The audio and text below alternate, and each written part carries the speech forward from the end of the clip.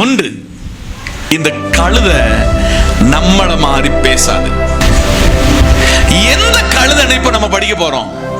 இயேசுவை சுமந்த கழுதை.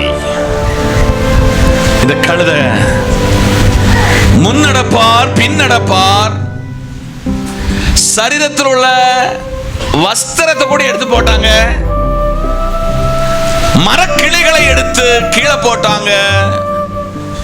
எல்லாரும் ஓசன்னா ஓசன்னா ஓசன்னா என்று ஆர்ப்பரித்தாங்க.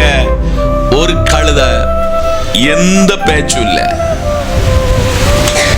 எந்த முறுமுறுப்பும் இல்ல, எந்த கோபமும் இல்ல.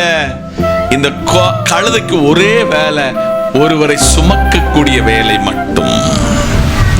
ஆனால் பரிசுத்த வேதாகமத்தை பழைய ஏற்பாட்டை நாம் படிக்க சொல்ல, பிலேயாமினுடைய கழுதை என்ன செய்ச்சு?